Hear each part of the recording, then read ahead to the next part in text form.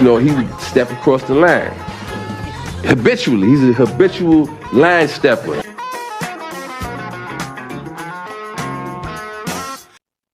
You make me happy.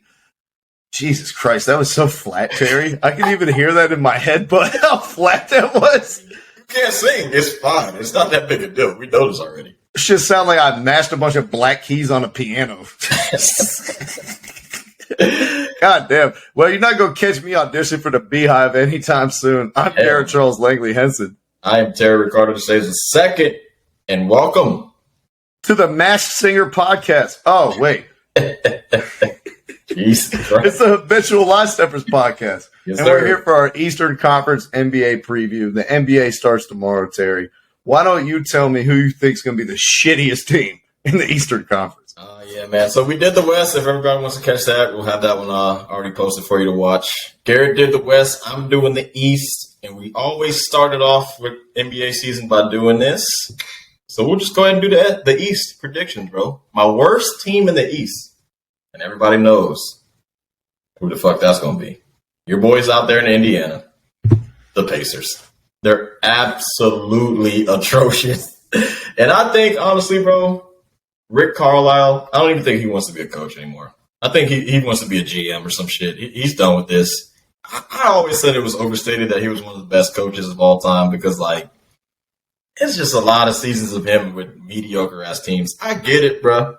The Dallas Mavericks weren't trying to tank. But just because you keep winning close to 40 games with shitty players, that doesn't mean you're a good coach.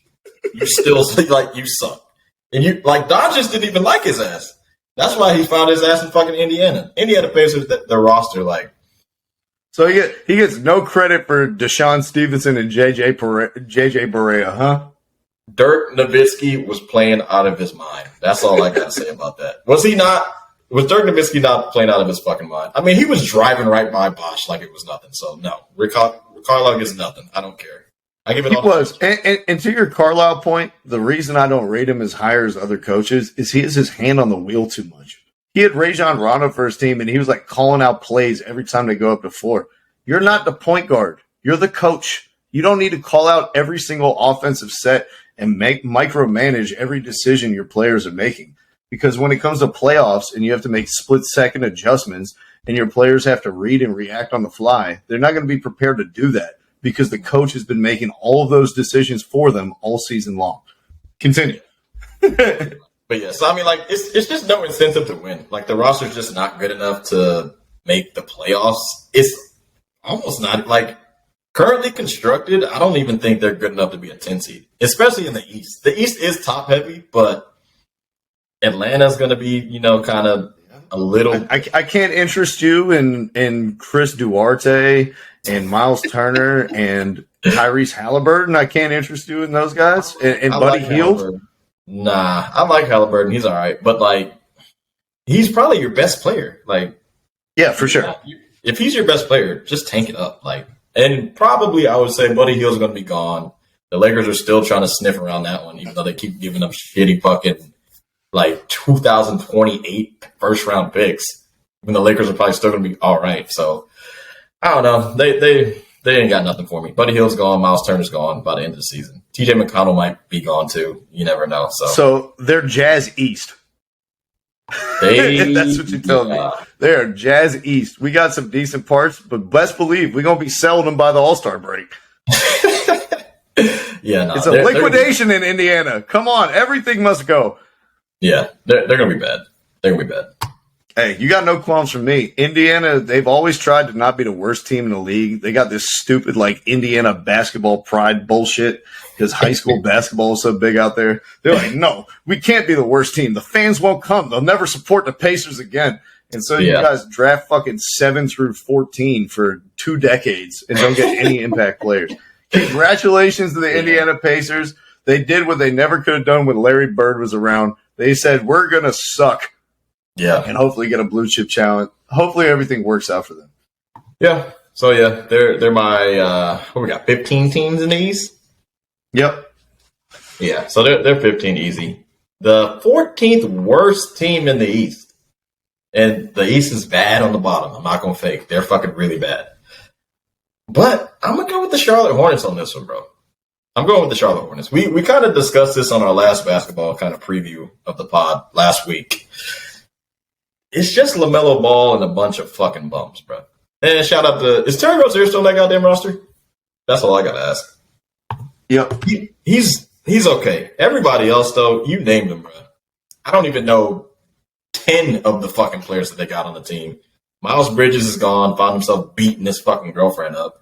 He probably won't get back. By the way, did you hear how they've been talking about Miles Bridges all preseason? Like, he's still part of the team. Oh, like, really? yeah, LaMelo Ball's like, yeah, I've been talking to him every day. I'm just praying for my guy that he gets through this, like, all this other bullshit. Like, we hope that he's going to be able to come back to the team.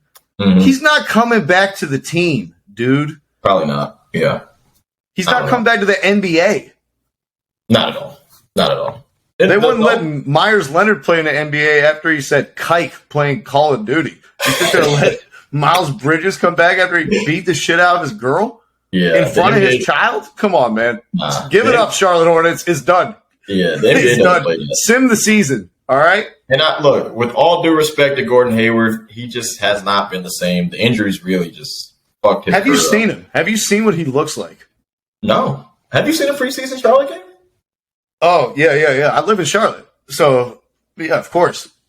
Gordon Hayward looks like he's become full Carolinian. Like, he looks like he chews dip and has a Mountain Dew IV. Like, that's interesting. Yeah, dude. Look up a picture of this motherfucker. He's got the worst fade I've ever seen in my life. It looks like it was given to him by a hedgehog. His fucking hair is like spiky. He looks like the white guy who makes the Facebook videos making fun of Subarus and guys who drink Bang and frat brothers. Yeah. Nah, he definitely looks different than before. He used to look clean. I thought he was clean back in the day. Damn. Yeah, we got Gordon Hayward on that meth down here in the South. Yeah. The big thing for Charlotte is, like, I think they're going to realize probably within, what do you think, 15 games that they need to just shut this shit the fuck down? Because if you got Gordon Hayward, hasn't been good. Mason Plumlee, come on, bro. He's fucking trash. Dennis Smith Jr. they signed. They got LaMelo Ball's brother on the fucking team. Oh, no, they don't. They cut him. They cut him? They cut him. Yep. Damn, mate. They got him on the original roster still? Damn. Sorry. See you later, buddy. That sucks.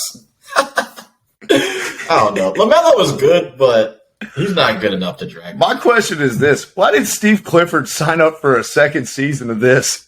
Charlotte. You already saw this movie 4 years ago when you got fired. Why the fuck would you sign up to coach this version of the Charlotte Hornets again? I have no idea, dude. I really don't. I don't know. And they got the worst Cody Martin. They got the worst Martin twin. The better one plays for the Heat. Like, it's just horrible. We live in North Carolina, so maybe I'm just, overdoing it because I've seen them. But you're not. They look fucking bad. They're the second worst. They're the second worst team in the East. Anyways, no arguments here. Coming in at 13, it's got to be Detroit. Detroit is shit. Detroit is shit. You think Detroit's gonna be something good? I think this is the part, like, in the West, we were still in the really shitty teams who aren't trying to win. In the East, these teams are already trying to win. Like Detroit, they're not going to try to be shitty. They're going to try to be good. Detroit, why would they try to be good? They gave away Jeremy Grant. Why are they trying to be good? They got Cade, cool. They have Ivy, right? Ivy's decent. You think that's more than 30 wins? Terry, you forgot about number 2 overall pick, Marvin Bagley. Come on, bro. Stop it. Like, let's give Marvin Bagley a chance for doing that again. How many times have we heard that in Sacramento? Yeah, we should play Bagley more. But Terry, he is the best second jump in the NBA. Yeah, nah. Sadiq Bey scored 50 in a game last season. A lot of they're not going to be playing their like G League lineup of guards that they threw out there last year with like come on guys who I don't even want to go back and remember their names. They're so bad. Saban Lee. Saban Lee. It is. They got your boy Kevin Knox on there though. Can't believe he's still in the NBA. 4th season. Getting traded for Cam Reddish. That'll be the highlight of his career. Come on, bro. Knox, your best 2 players are young as fuck. You're not going to win more than 30 games. I'm sorry. They're not as bad as Charlotte, and they're not as bad as whoever the Indiana. So it's like it's tit for tat. Are they going to try to win? Are we sure about that? Are we sure they're going to try to win? I think they're going to try to win to the All-Star break and then realize we're worse than Orlando and we need to just fucking lose these games. But Cade Cunningham, he's like, I was the number one pick. I didn't even win Rookie of the Year. I'm going to come out here and show something to prove. Jaden Ivey, he's like, the Kings should have picked me at number 4, and somehow I slipped to the Pistons. Jalen Duren is like, you know, the most athletic big man to enter the league since DeAndre Jordan, and they're super high. I just think they got a bunch of guys who have high expectations for themselves, if Pretty not much. the team, and they may like realize it's time to tank a little too late. Yeah. Then randomly they signed Bojan Bogdanovic. Oh yeah, that's going to be a good fit for them too. That's the other piece I forgot. Secondary ball handler. He can like run their second unit. He'll be a good fit next to Ivy or to Cade. Space the floor out. Last year? Honestly, I don't know. I didn't watch a whole lot of Jazz in the regular season because I already knew what to expect from them. I think he tore his. No, he didn't. He played in 69 games. I don't know. He's okay though. But like, you got Corey Joseph, you got Kemba Walker for no fucking reason. Like, he's not good. He shouldn't. He's not going to play. Kemba Walker's not going to play. Corey Joseph, he can't score. I like him, but he's not doing anything. Corey Joseph's fat right now too. By the way, I don't know if you've seen him recently. No, he's fat. Yeah, I don't know. He's I don't like built that like a little fire hydrant out there. I was like, Jesus Christ, when did Corey Joseph turn into a guard version of what was your boy in the 6'4" power forward, Chuck Hayes? There we go. Oh God, Jesus Christ. I don't know. I don't like Detroit. It's just bad, bro. Marvin Bagley, if he's gonna be like your top 5, bro, stop it. You're gonna lose. Sacramento. When Sacramento gets rid of you, you fucking suck. Sacramento hasn't been to the playoffs since Chris Webber. What was that, like 05? 04? Yeah. Stop it. Yeah, we're done with that. You know? You're right. I tried to be devil's advocate. The Pistons are gonna suck. Nah, they're gonna suck. So it was. I was battling between, you know, what we're at 12, the number 12 team in the East. I was battling between Washington and Detroit, you know, when I was looking at it, but I got the Wizards next. And the Wizards are another team where it's like, what exactly are you doing? Like, you got some decent players, but I don't know if they're even good enough to win 40 games. They've been in this limbo for a really long fucking time. So I just don't. You don't remember their first 20 games from last season when Wes Unseld was going to win Coach of the Year and the Yeah, the Wizards have figured it out. Everyone stopped sleeping on the Wizards. They have Montrezl Harrell and Kyle Kuzma. Yeah, I don't know, man. Plus, like, your second best player is fucking Porzingis. He always gets fucking hurt. Bradley Beal always gets fucking hurt. Kyle Kuzma is in the runnings for your third to fourth best player. You're not. No, you're going to fucking lose. Plus, a lot of these teams that are in limbo, and Washington's roster is better than the 3 teams I said before, but Wembanyama is so good, I think they're going to get to a point where they're going to try to get rid of Beal. They're going to try to I don't know when they can trade Porzingis again because they just got his ass, but they'll probably try to get rid of him as well. So it's just they should see if they could trade him to the Latvian league. That's what they should see if they could do. Maybe one of those guys will take him. When I look at this Wizards roster, I'm like, what was this assembled to do? Like, what is the identity of this team? A bunch of overpriced veterans and then young players who we shouldn't have picked in the draft? Like, Denny Avia, bust. Rui Hachimura, bust. Yeah. Corey Kispert, bust. Go up and down the roster. All their young players are guys that they drafted in the top 7 who didn't turn out well. Yeah, they had some bad picks in a row. It really fucked them up. The team is just bad, bro. And then, like, you signed Taj Gibson. Why the fuck would you do that? That makes no sense. What? They signed Taj Gibson? I got Taj Gibson. I kind of feel bad for Monte. Wait a minute. Why did you put them above Detroit? They still got Bradley Beal and Porzingis, bro. Those 2 dudes are better than Cade Cunningham and Jaden Ivey. That's all. That's pretty much it. In the words of my great friend, we shall see. All right. So coming in at number 11, just missing out on the play-in. I'm going with the New York Knicks, bro. I'm going with the Knicks. They're not good. Julius Randle hates New York. He fucking looks like he's pouting every time there's a home game. We're booing him. And I get it. He's being a little bitch. Jalen Brunson, pretty good. Not good enough for us to improve. RJ Barrett's okay. Cam Reddish, seems like we quit on his ass already. Preseason numbers for Cam Reddish, fucking horrible. Dude hit 2 threes in the whole preseason right now. 2. You supposed to be a shooter. He was like 2 for 23, too. It's just bad, bro. Thibodeau's still the coach. You know he's going to drive his players into the goddamn ground. All the starters are going to be dead. So it's just a discombobulation. What the fuck?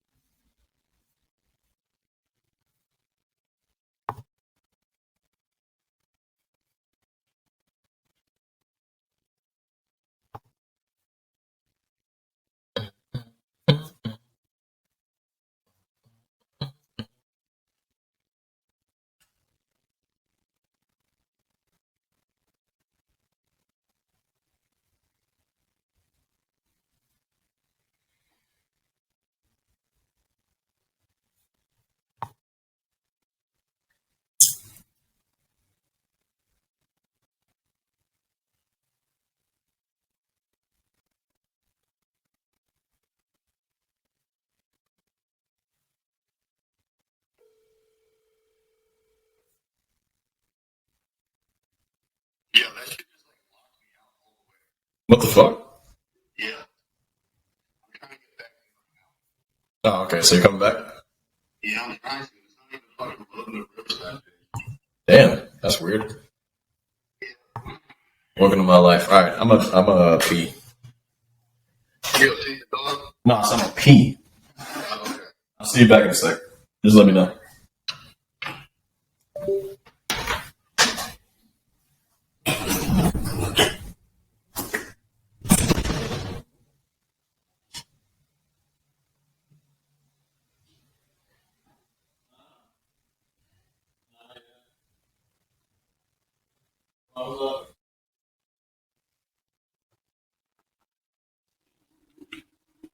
Well, that was fucking annoying.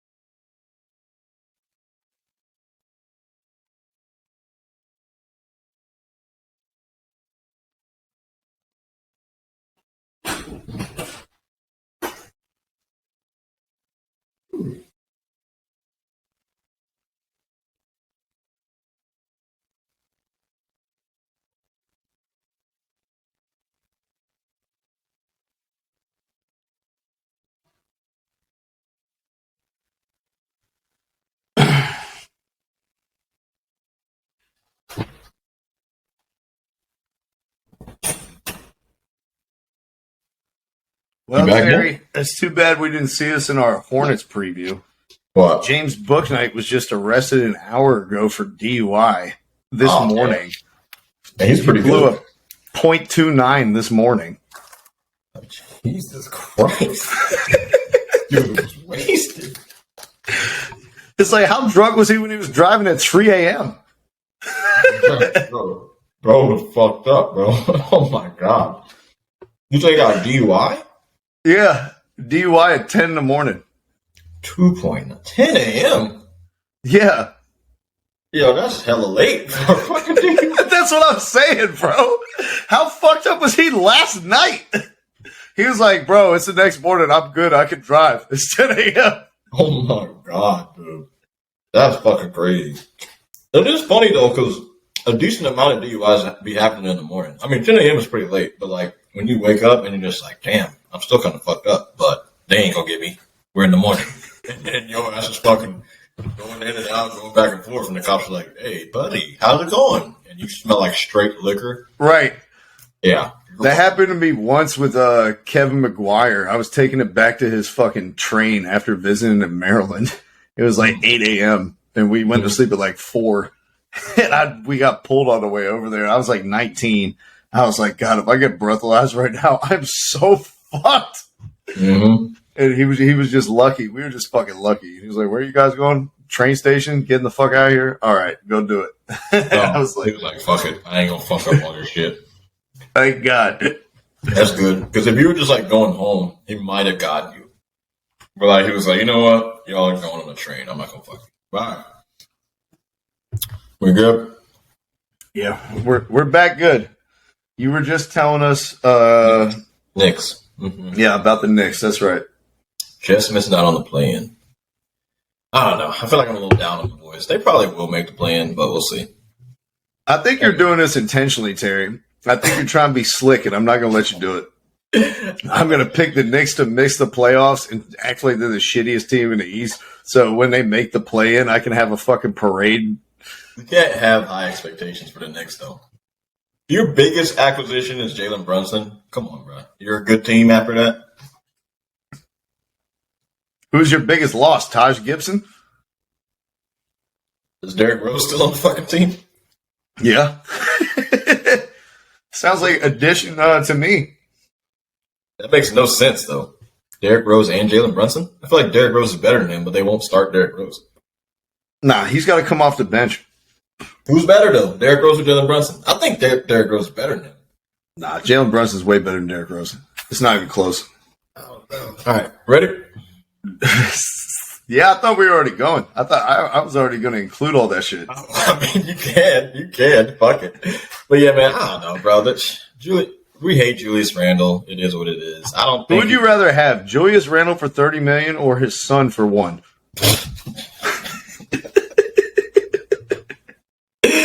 Nah, I don't like his son. I like Julius Randle more than his son. In what scenario are they good? You already know. Well, I'm glad you asked, Terry. They Go get the Thibodeau culture back. Physicality first, defense first. Mitchell Robinson plays 65 games at least. No. He can stay on the court and doesn't foul everybody like he's Jaren Jackson Jr. The rest of the Knicks play collective defense. They move Evan Fournier to the bench so that he can provide shooting for the bench unit. RJ Barrett takes a step forward and validates how Knicks fans actually feel about him as opposed to the rest of the NBA. That would be the pathway for me. Oh, and Jalen Brunson is good at basketball. And like you said, he's the best Knicks point guard you've had in 30 years. Been a while. The only thing I'll say is they lost Nerlens Noel, which is kind of big. Our backup centers are fucking atrocious, and the backup. Not true. I don't agree with that Like at all. Sims? I think Isaiah Hartenstein is better than Nerlens Noel. All right, we'll see. So you like Hartenstein? All right, we'll see. I don't know. I like Hartenstein a lot. I like him a lot. You know, he led the NBA in his rim protection numbers are the best in the entire NBA for the Clippers. Okay, we'll see, brother. Hey, and one thing I would like to say, excuse me, if in any chance the Knicks can get into the lottery, Wembanyama's coming to New York. There's no way around it. We're gonna freeze the ping pong balls again, and he's the envelope. They said they froze the envelope. He's coming to New York. You know, we got to get somebody out there. Somebody's got. I'm sorry. Who'd you draft over Steph Curry? We didn't draft anybody over Steph Curry. We were You were the pick. Okay, got you. We got Jordan Hill. We were gonna draft Steph Curry. Like that was it. If they didn't draft, if we had the pick and we fucking still took like somebody else, Jordan Hill. Minnesota, bro. Minnesota's the weird one. They took 2 fucking point guards. But anyways, Johnny Flynn and fucking Ricky Rubio out here. At least Rubio played for a while. I don't know. I think there's a pathway to the Knicks being successful because they'll have an identity. I think people will buy back in with the coaching with Jalen Brunson, the coach's son, blah, blah, blah, blah, blah. He's going to be like Tom Thibodeau on the court. They'll have the tough-minded, nasty mentality back. Are they talented? No. But a lot of these teams in the East are going to suck, and the Knicks will be decent just by being like competent on defense and playing hard night to night. I don't know. Maybe, bro. The East is better than you think, but the whole league is better than what you think. But we'll see how it goes. I think. We say that until the All-Star break, and everyone starts the Wembanyama counter. We say that now in fucking October.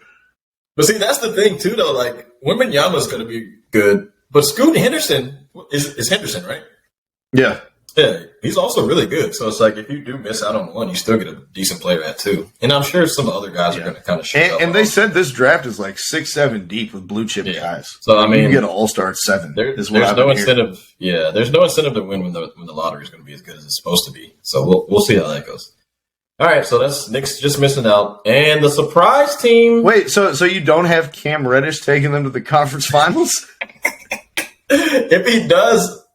No one will be happier than me, and no one will be sadder than me. He said he was getting back to the same guy he was in high school, Terry. So good luck with that one. 2 for 25 in the preseason. Okay, good shit, buddy.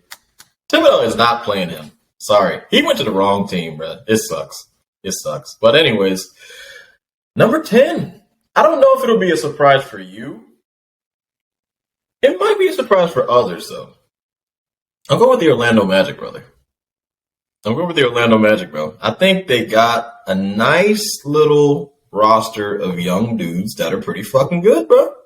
And your boy, Banchero, he's looking like a fucking man-child, bro. He looks really good in the preseason. He looked, of course, very good in the summer league because those guys aren't good enough to touch water with him.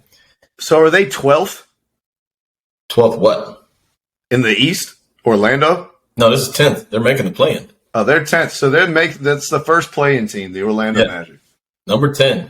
Orlando, they got a good roster, bro. And your boy Wagner, how do you say it? It's like Wagner? Wagner. It's like a Wagner? V. Dude was pretty good. I feel like Wendell Carter kind of got the short end of the stick in Chicago. He's a talented dude. He can shoot. He can do some post shit. His defense isn't bad. I think he's pretty good. Their guard situation isn't bad either. Bolts is still pretty good, even though he's like more of a veteran presence for them. I like Suggs last year. He was a decent player. Who's the other guard, young boy? Oh, you haven't even mentioned their starting small forward, Terry. Who's that? The man with a name so nice you have to say it twice. Bull. They're starting him at small forward, Terry, is what they say. Starting him as a small forward. Interesting. He's good. I mean, and then when you think another vet for them, Gary Harris is also like a solid player. We might get to see what Mo Bamba can do. Yeah. If he's something. You didn't even mention the best player on their roster when they made the playoffs 2 years ago, Jonathan Isaac, who's been hurt nonstop for 2 years. That's true. Last time we saw him, we're like, this is a 6'10" guy who could move his feet and hands. Yeah. Like, he doesn't suck. Good. And then also, they're deep as fuck. They got RJ Hampton, who showed some promise last year too. And then what's weird is like, I think probably who's their third, maybe fourth best guard is your boy Cole Anthony. And Cole Anthony is still a decent player. So they got a pretty deep team. I know most of them are young, but they have a deep ass team of young talent. And young dudes, they're gonna play fucking hard. They're not gonna quit. They're like tanking. The fuck is that? I was still won a lot of games before I got here. I'm not going to like try to stop. Like Orlando, I think they're going to be really good. I got them 10. Really good. I got them 10. When's the last time they were actually like a decent team? Dwight Howard? Like, that was a long time ago. When they were losing to the Raptors in the first round. I mean, they made the playoffs with And Terry, you didn't even mention Terrence Ross. You didn't mention Gary Harris. You didn't mention Chuma Okeke, who's going to play a lot of minutes at power forward for them. Yeah. Like, they got a lot of good dudes who are just not the guy. You know what I mean? And if Paolo can be the guy, and then Wagner can be the 2, and Wendell Carter can be the 3, and then suddenly it's like, we got a lot of really good role players around. Yeah. A lot of guys who can succeed when they're not asked to do as much. I can see the Magic finishing higher than this. It all depends on the shoulders of Paolo Banchero, the number 1 pick. That is true, man. But this team will go as far as he takes it. Yeah. They're deep. He's good. They're going to score. They're going to fucking try hard as fuck all the time. So I think they're good. And Jalen Suggs can't possibly be worse than he was last season. No. So there's nowhere but up for him. That's true. That's true. So this going in at number 9, the number 9 team coming in is tricky, bro. Because a lot of these teams can kind of be around that 39 to 44 win type of shit in the East. Because the East is just top heavy as fuck. So it's weird. This is where it starts getting really hard. Yeah, I didn't want to do it to you boys. Fuck off. There's no way. Are you actually going to do this? No. I'm not doing that. Now, the number 9 team, I think, and it's tricky, but I went with the Chicago Bulls. I think the Bulls are kind of going to be around that range. Unfortunately, like the roster, it's a good roster, but the injuries just kill them, bro. Like, Lonzo is a really good player, but he stays hurt all the fucking time. He's going to be, what did they say, out all season? He's going to miss the whole season? I don't know. Let me see if I click on his name. Let me take a look at ball. If I remember correctly, Lonzo's out for the whole year. That is unfortunate as fuck. I don't see an injury on here. Oh, I didn't click on his name. I just clicked on the Bulls. Lonzo. Lonzo Ball. I just clicked on a basketball icon. It just says a few months. That's all. Okay. Well, if he missed half the season, that's not going to be great for them either. Nah, I mean, you mentioned Caruso missed a bunch of time last season. Patrick Williams missed a bunch of time last season. Yeah. Kobe White doesn't do anything unless he's dribbling the basketball 13 times beforehand. Yep. They got probably Go ahead. What's your boy from Orlando? That was a terrible trade, like you mentioned, for Wendell Carter. Wendell Carter is better than Vucevic. Straight up. Like, they attached 2 first-round picks to get Vucevic, and they got a worse player back. Yeah. So I mean, we talk about shit trades. That's up there. But I don't know, like, because Kobe White is decent, but Lonzo Ball is way better than him. So he's going to be Goran Dragic. Come on, dog. He's like, what season is he now? 13th? I mean, dude, he's solid, but he shoots way too much. He's in his 14th season. Like, come on, Goran. Get the fuck up out of here.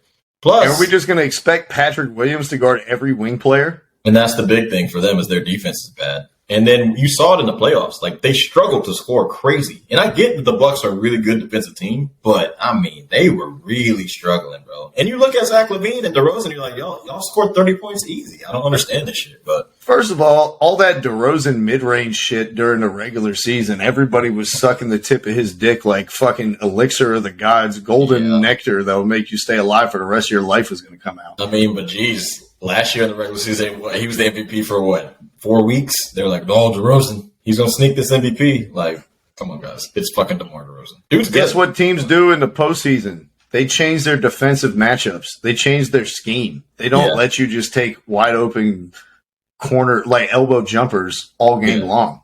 In the regular season, we have to play fucking 29 other teams. Like, we're not changing our defense when we take a one-night trip to Chicago.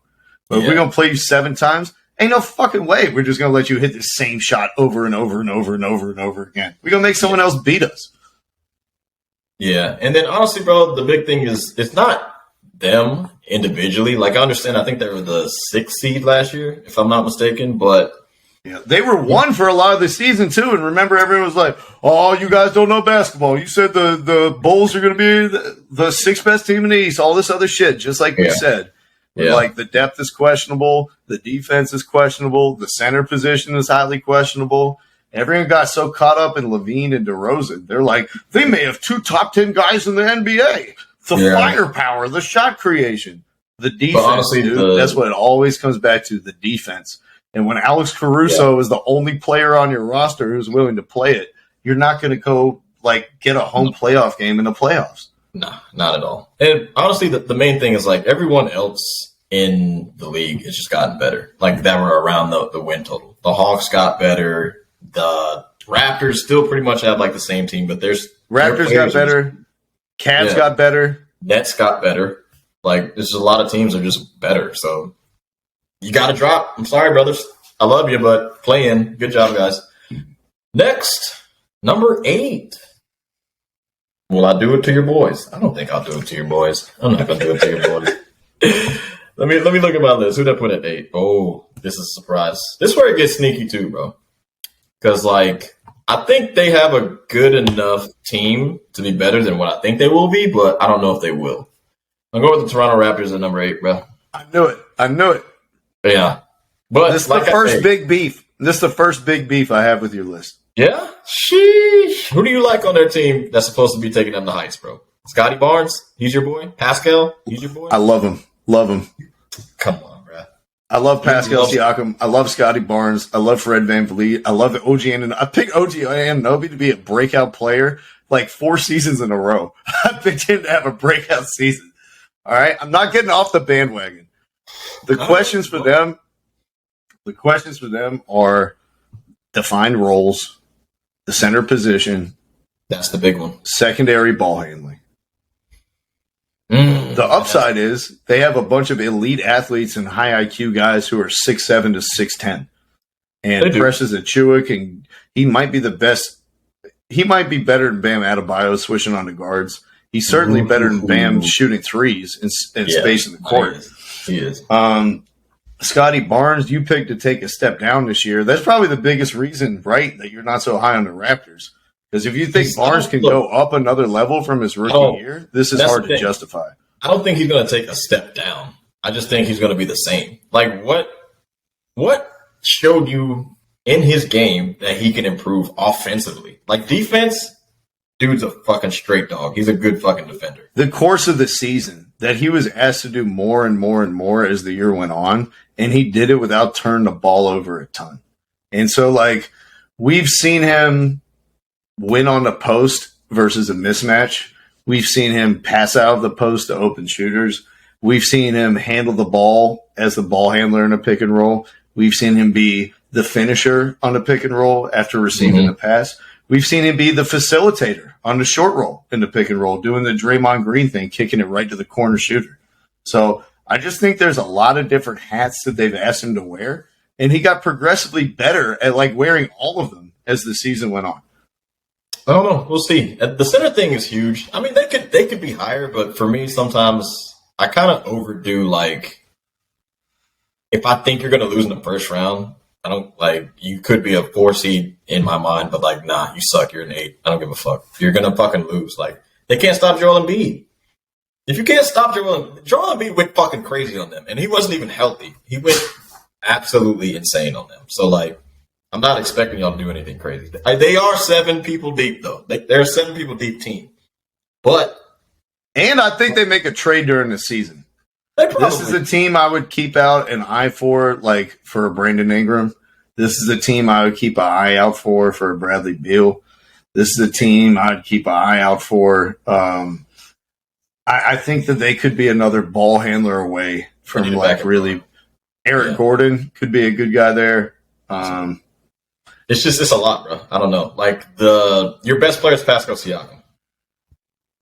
Your cap No, they're not. They're the best player. You know who it is. You think Scotty Barnes is the best player? Yeah, already. We'll see how it goes, brother. I don't know. I do like. It's gonna be an interesting season up there for the Toronto Drakes. I'm excited to see what they're gonna do. I said this last year. I was like, this is the future of basketball in Toronto. A bunch of switchable guys who are 6'7" to 6'10", who can guard each other's positions, can dribble, pass, and shoot. They're still too green. They're not there yet, but they're extremely well coached. They're very versatile. They have a good bench, And the players don't play outside of their roles is the other thing. Like when we used to watch San Antonio, it'd be like, how do they get this guy from Australia and this guy from Argentina and this guy to come in and be contributors? They have defined roles and they play within their role. And I think maybe no team in the NBA does it as well as Toronto. But no, I agree with you. But unfortunately, like in a scenario in which like the top 5 players, 3 of them are big men, you're going to have a problem. You know, I like the length and all that type of shit, but if you can't stop Giannis, Embiid, or Jokic at all, like for an inkling of time. Well, they won't have to worry about Jokic unless they make the finals. So that'd be a great problem for the Raptors to have. But Embiid and Giannis in the East? Listen, man, I think they're as equipped as anyone else. As far, at least when we're talking Giannis, they got OG Anunoby, they got Scotty Barnes, they got Precious Achua, they got Pascal Siakam. That's at least those are 4 like-sized bodies who don't have slow feet who can get 5 fouls on Giannis. It sounds great, but he went insane on them too. So don't know, bro. I like him, don't love him. Somebody's got to drop. It is what it is. It's okay. Fair enough. I could see them finishing like 5th though. Like real talk, I could see them being the 5th seed after all this is said. 5 and 8 is only like a couple wins, so it's not insane. It's not insane. But anyways, number 7 coming in for me, bro. Don't do it. Please don't do it. Nah, it might be a little low, but it's just the confusion thing for me. It's a we don't care about the regular season thing for me. I'm going with the Miami Heat. I got Miami Heat at 7. All their top guys, injury prone all the time. Jimmy Butler usually plays like 60 games. Bam usually plays like 60 games. Tyler Heroes had some shit last year. Duncan Robinson, they tried to fucking, box him out of the goddamn lineup. I don't understand why they were doing that shit. They signed Dennis Haslem again, another coach on a fucking player salary, which is confusing to me. They're just wasting money. I don't know, man. Cody Martin brother, he's fine. Who's that other white guy that they were shooting the threes last year in the playoffs? Max Strus. Strus, yeah. Strus is okay. But mostly, we know. Don't forget about Omar Yurtseven. Don't you dare forget about Big Yurt.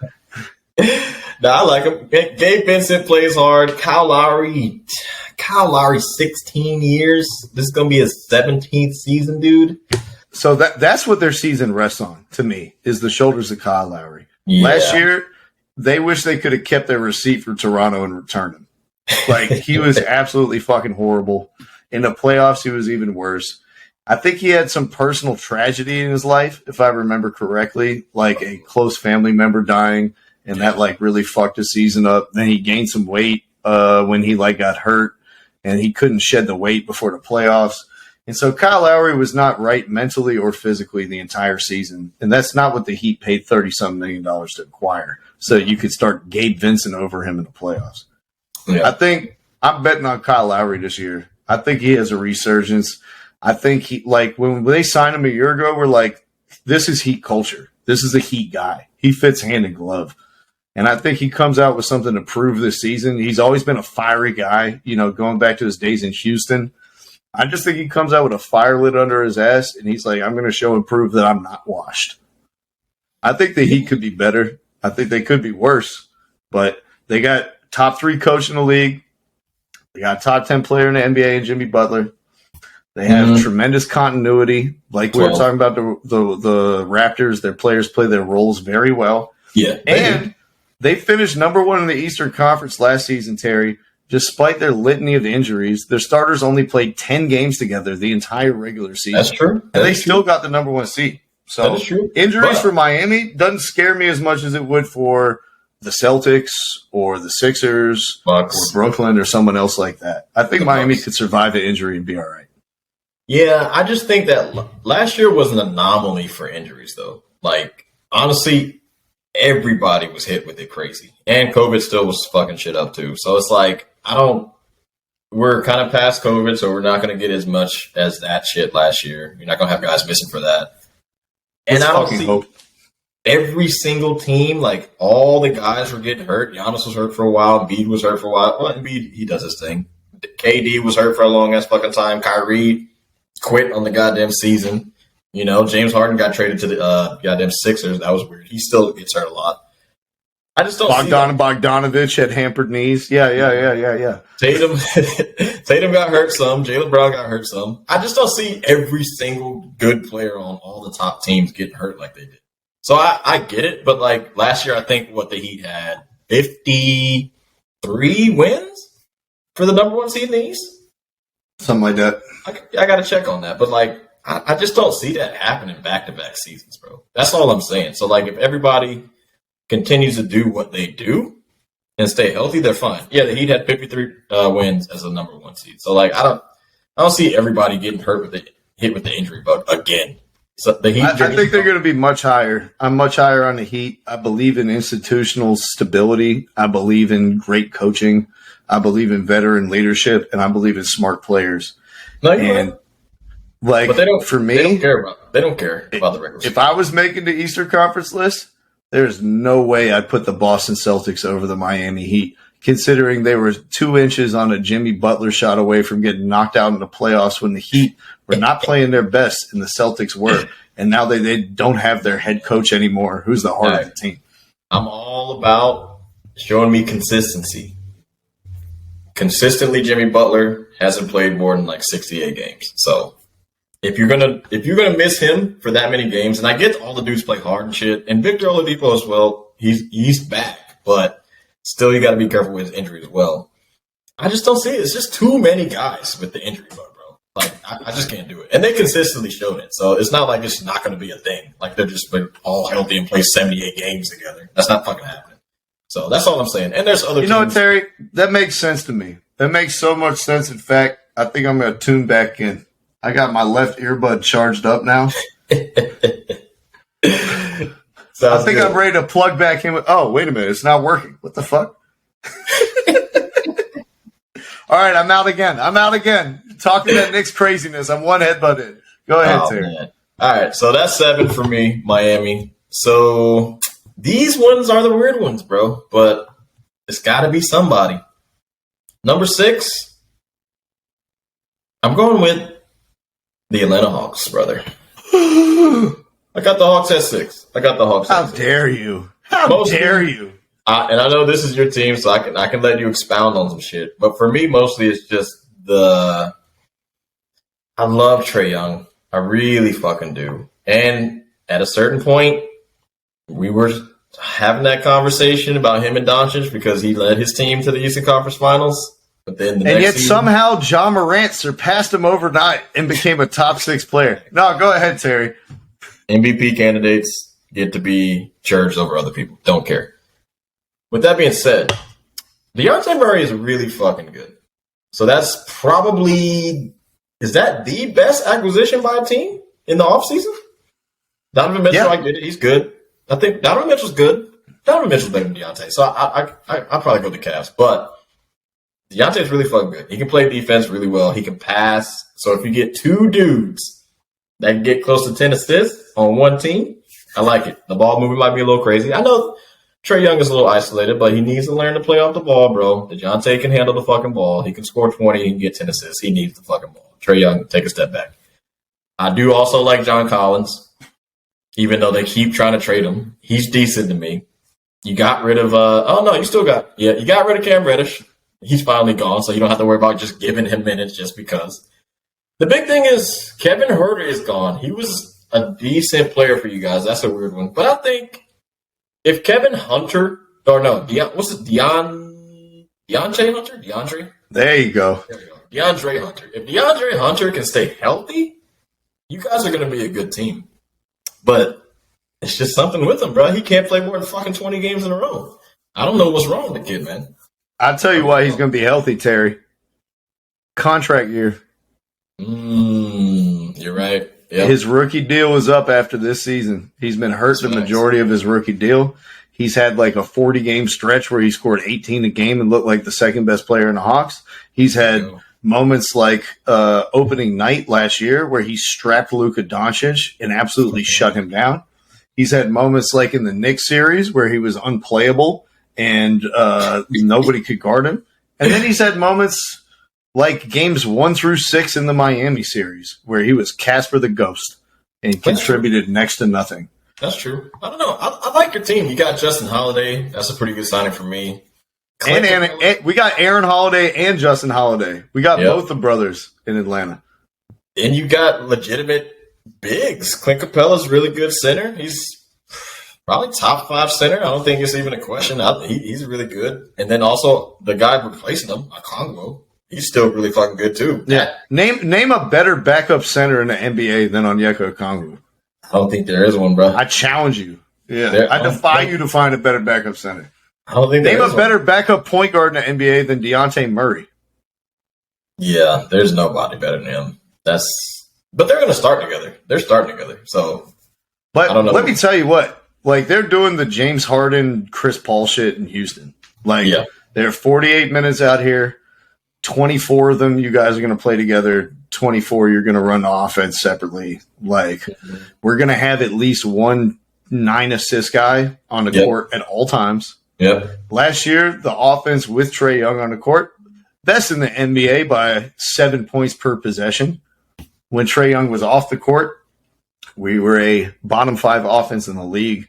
It was a 13.5-point swing from where he went to the bench to when he was on the start.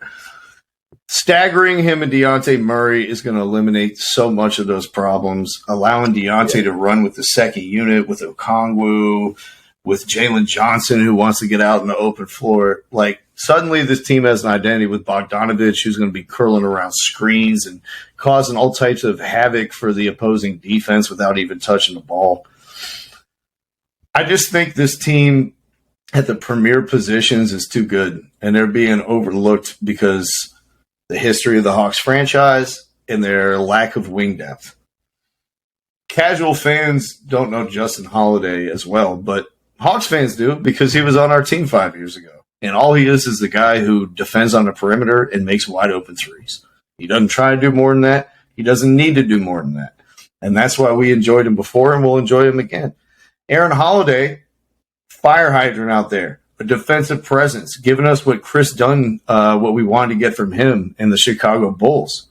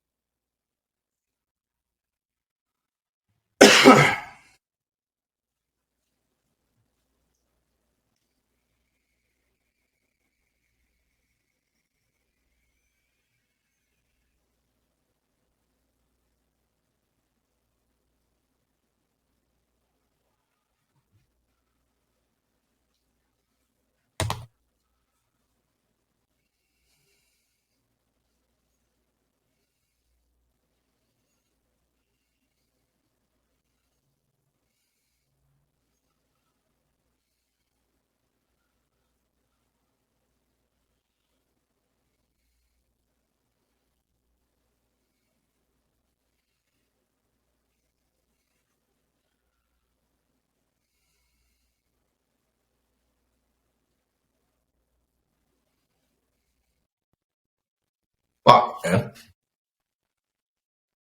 You're good. My bad. Baby, come back. I was back, but it was a fucking fly that was buzzing around. So I was just like trying to kill that shit before it reloaded. I don't know why I just faked Shout out to Haji, though. Ah, damn.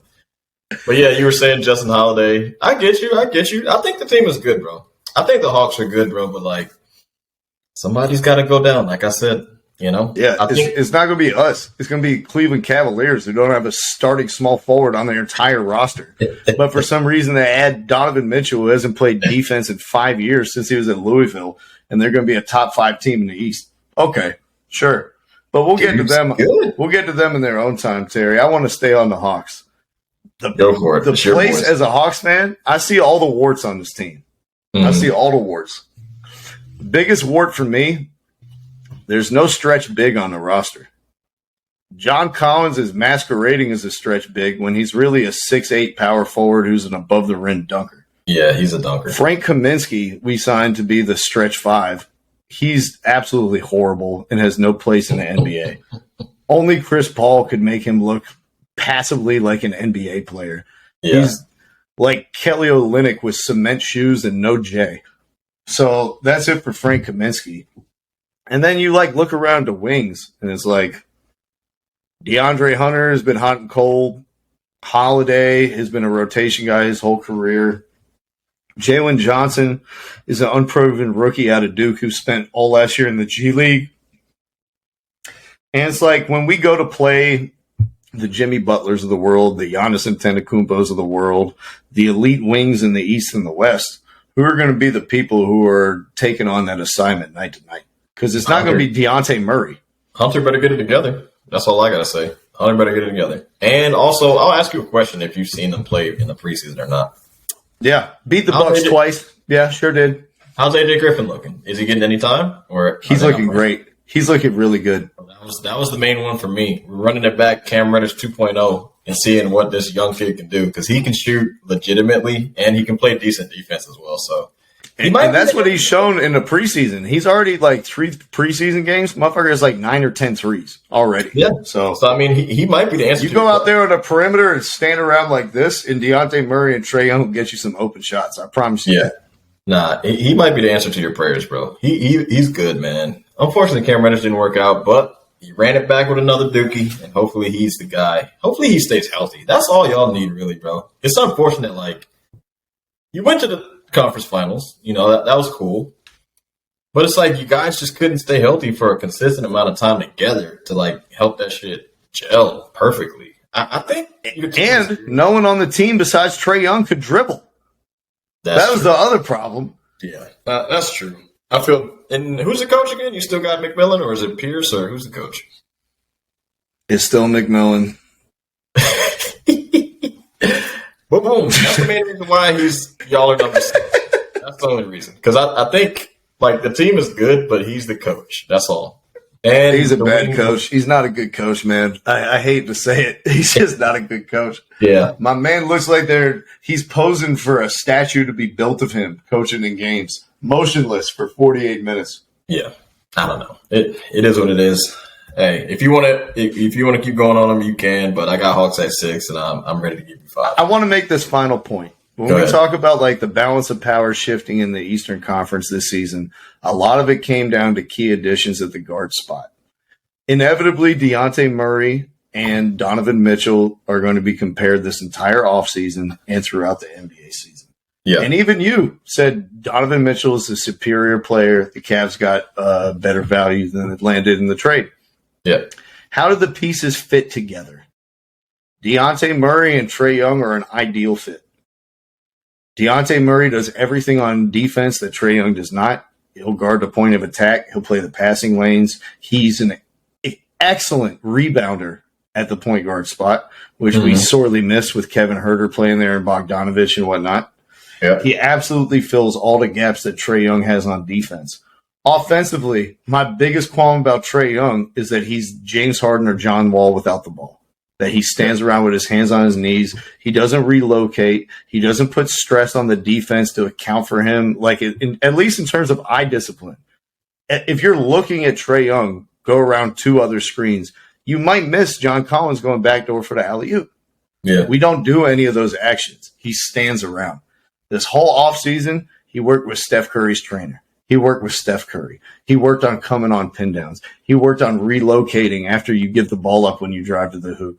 He looked at scoring in the second action of the offense, where you're not the primary option. You catch it on the weak side against a scrambled defense, and then you go. These are all things that I expect Trae Young to excel at. He was a top 3 player in the NBA last season in catch and shoot percentage from 3. He made over 43% of his catch and shoot threes. He's going to get a ton of those with Dejounte Murray. The defense will be vastly improved. The Hawks never get out in transition because they can't get any stops. That will be greatly improved with Okongwu and Murray. They're going to get Warriors style, wide open, leaking threes to guys who are running straight to the corners in the fast break. Ultimately, last year, the offense was the second best in the league, and the defense was the worst. And that was the story of this Hawks team. They won't be worse than the NBA anymore on defense. If they can be top 15, they'll be a top 4 team in the East. Hopefully, man. Hopefully. We shall see with your boys. And honestly, the only other thing I would say is, which is a big reason why I only got him at 6, it's going to take a while to break the Trae Young habits. It's not going to be quick. It's just not going to be quick. So just working that out through the season is the only reason why I got him lower. But once you figure it out, you're still going to be good. You can still be a dangerous 6-seed team. It's totally fine. Yeah. At least we have a small forward, right? All right, go ahead, Sarah, to your next team. Hey, I don't know. Hawks over under 45.5. What are we doing? Up or down? Over. All right. Good luck, boys. Good luck. So number 5 for me. Just want to say, only team in the NBA that has 2 players that averaged 9 assists last season. Only team. Should be among the best passing teams in the league. That's facts. Who's going to shoot again? Who's going to shoot? They're going to pass to each other? Or Trae Young, Bogdanovich, John Collins, everyone who's hit 40% from 3 the last couple of years. DeAndre Hunter's been the 39% guy. I said he's not a true stretch big. He would prefer to roll to the rim over shooting threes. Yeah. He can shoot, though. And your boy, AJ Griffin. He can shoot. He can shoot. I'll give you that. All right, so for me, number 5 coming in, just one step better than the Hawks, unfortunately. I think they have the same over-under, if I'm not mistaken. Let me look at these boys. They have... Take the under. Oh, actually, no. Ooh, they're just kind of high, low-key. Number 5, I got the Cleveland Cavaliers. The over-under sits at 47.5 wins, which seems a little high because it's a new team. Even though I get it, all the guys were together last year, but you're adding a big addition that's going to have a lot of the ball. So that's an interesting one. Donovan Mitchell is a fucking outstanding offensive basketball player. He's about the ball in his hands. Yeah, pretty much. He's a top 15 guy. You're adding a top 15 guy. So you don't think he's the 15th best player in the league? We're doing this again. I'm gonna just keep going. I'm going to just keep going. So you add Donovan Mitchell, and Kevin Love has kind of embraced his veteran leadership coming off the bench. I love that type of shit from him. Jared Allen, bona fide all-star. Don't know why the Nets fucking traded him. Darius Garland shipped Colin Sexton out to fucking Utah. Good on you. Garland's good, bro. He's really fucking good. He can pass. He shoots all right. I feel like he needs to shoot more, to be honest. And sometimes when I watch him, I'm like, bro, take that shit. He passes a lot, but he's a good player. And then really the only big question is like we were saying, they need a small forward. The 3. They need somebody that can actually do something. And they gave away a lot of threes in these trades and shit. So I don't understand what the fuck they're doing. I'm sure they'll figure it out somehow. I wish I would have caught a preseason game just to see how they look, but I don't know, man. When you have somebody I'm sure between the guy out of UVA who can't make a layup or shoot threes and Dean Wade, they'll figure it out. Who do you think is going to start out of them? Dean Wade. Probably. I don't know. I mean, they still got Karis LeVert. They added Robin Lopez. Karis LeVert's going to play 3 on a team that has Darius Garland and Donovan Mitchell in the starting lineup? Are you fucking crazy? Evan Mobley, too, though. We forgot about that guy. So now we're moving him out of position to 3 when he's a 5. Okay, hey, so that's the solution. He's a 4. Jared Allen's starting. If Jared Allen wasn't there, Evan Mobley would be playing 5, and we all know that. He's a modern 5. Probably. And that's the thing, though. He's really fucking good. So it's if you have a legitimate battle for who's the best player on the team, Evan Mobley's really good. Darius Garland is really fucking good. And Donovan Mitchell is really good. That's a fight, bro. Your top 3 is nice. And then Jared Allen's your 4th best player. Kevin Love is your 5th best player. You got a good team. That's legit. Hold on, Terry. What's the problem? Your 5 best players play 2 positions. You got to start Darius Garland and fucking Donovan Mitchell. They're both starting. What 4 can Kevin Love guard? No one. Actually, you know what? That's his nickname on defense, Kevin Lard. Kevin Lard. But you don't disagree with that, though, right? If Kevin Love is your 5th best player, I think your team is pretty fucking solid, bro. I mean, I voted him 3rd place for 6th man of the year last year. Yeah. If I had the official vote, He was up there. He needed it. so he played good. But the thing is, the point of attack defense. Darius Garland, terrible defender. Donovan Mitchell, terrible defender. Dean Wade, terrible defender. And we're just going to put all this on Jared Allen and Evan Mobley and just think these 2 7-footers are just going to switch everything, protect the rim, guard on the perimeter, stifle the mid-range shots. It's a lot that you're asking these 2 young men to do, especially for Jared Allen, who's been extremely foul prone throughout his career. Yeah. Like I said in our burning questions, if this team, if they justify your ranking, Terry, and they are the 4th or 5th best team in the East, it'll be because Evan Mobley is the best player on their team. And that is the path to them doing this. If Mitchell's the best player, if Garland's the best player, they're not getting no home playoff series. You're not finishing in the top 5. No, You're going to be in the play-in. Okay. Yeah. Play-in is tough, though. I mean, the other guys are still really good. And backup point guard, solid guy, Ricky Rubio. He's a solid backup. Yeah, him and Kevin Love. I like the second unit. Yeah, right. You're not going to lose the games. other players around him. Absolutely terrible. You're not going to lose games when like your bench comes off with those 2 guys because they're not going to do stupid shit. They're going to be Hold solid. on 1 second, bud. I can't hear you now. My headphone died. All right, we're back, baby. My last headphone died, sir. I held out hope. You know, I held out hope for my last headphone, just like the Cavaliers held out hope that they'd find a small forward this season. But at the end of the day, I just had to give up and realize my own limitations. So you're all speakers now. I'm all speakers now, baby. Same as you. Damn, bro. Hey, I can hear myself through yours. Like, yeah, that's pretty bad. Can you cancel it or something? Just Turn mute. down. I can mute myself while you're talking. How about that? You can't turn me down. Say something. How about that? Yeah. Damn, that's I can't do that. It's like crazy. What about now? Yeah. All right, that's good. That's way I can better. barely hear you. That's a lot better for me too. But it's like I'm fucking talking to myself, and then I'm just like fucking up my thoughts. Yeah. Imagine how fucking Evan Mobley feels when he's like, I'm a center. What do you mean I have to play small forward? Am I here talking to myself on the court? Where the fuck is our starting 3? Oh, wait. We sent him to Utah. It's all good. Hey, you can turn me up a little bit. I'll work through it. It's no big deal. Listen, here's the thing, Terry. I just don't think people realize the value that Lauri Markkanen had to this team last season. The Cavs, a big way they were able to beat teams is they had a 7-foot small forward who was able to post up and shoot threes. And that in itself created a ton of mismatches. It created a ton of rotations. Suddenly, Mobley and Jared Allen are eating on the offensive glass because there is a bigger player guarding Lowry. None of that's going to happen this year. There's no beating switches because Lowry can post up. There's no space in the floor because your 3 can shoot. You're going to ask Mobley and Allen to have a lot more skill, to have to punish mismatches on the block. They don't have the offensive arsenal to this point. They don't have the perimeter defense.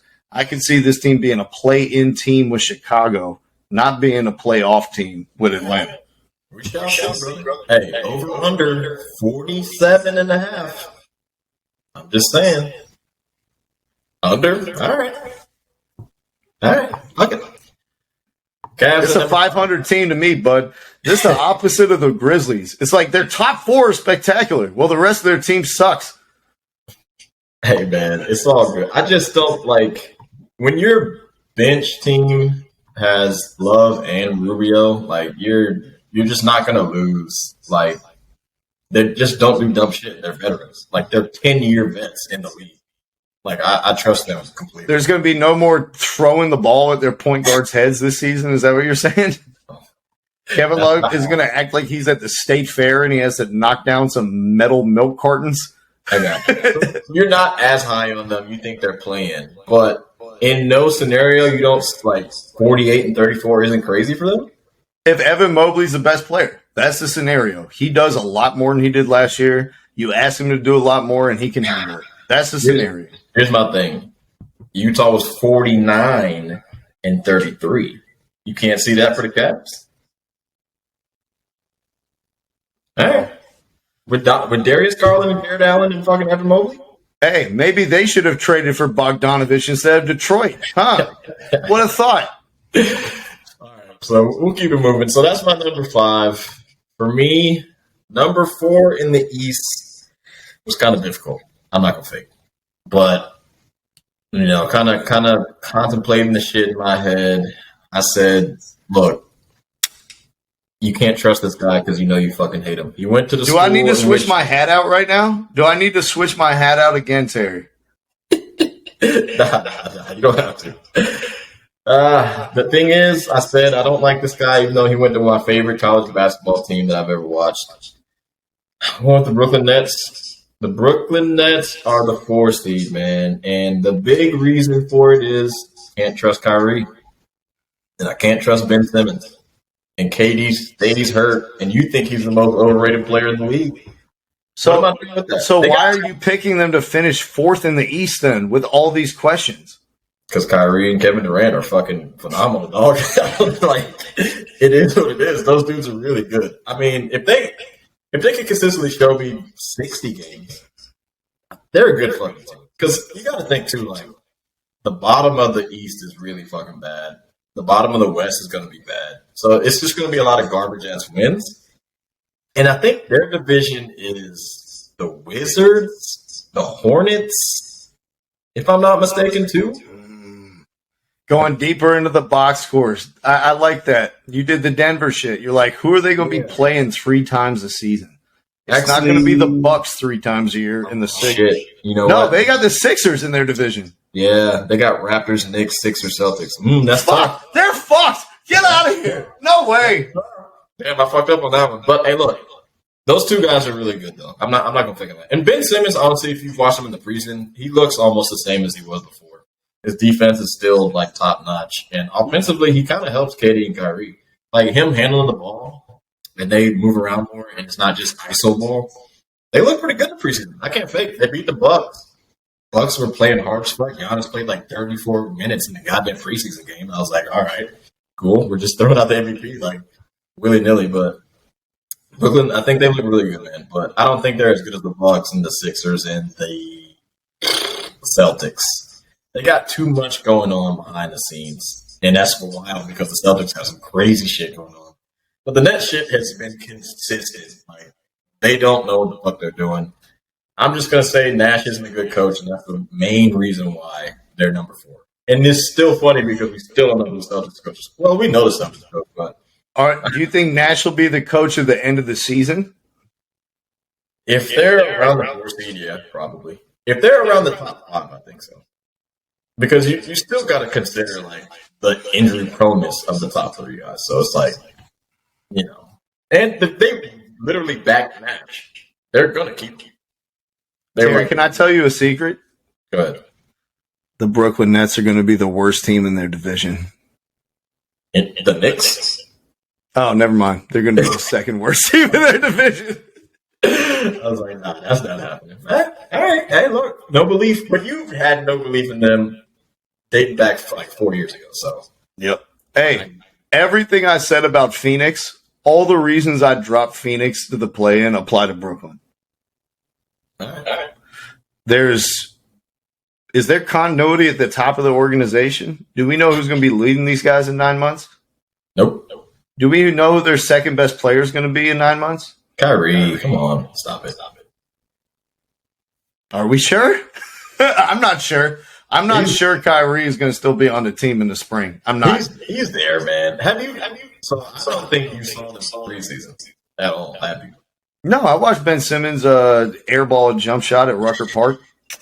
I'm talking about a fucking real game. Like, they look good, dude. They look good. Ben Simmons really adds some shit to them, man. They look like a different team, bro. Yeah, that's difference between preseason and regular season and playoffs and all that stuff. This team, you can keep betting on the talent. You know, when they had Kyrie Irving and James Harden, they were a far superior team than what they have now. You put in a guy who hasn't played basketball in a year, who last time he played was abysmal in the Hawks series, who still can't shoot. You take away the best guy who would be his pick and roll partner in Bruce Brown. You're like, we'll just get a bunch of shooters who can't play any defense and put them on the perimeter. I'm sure it'll be just fine with Seth Curry and Joe Harris trying to guard on the perimeter. Patty Mills? Yeah, and Patty Mills. Like, come on, man. This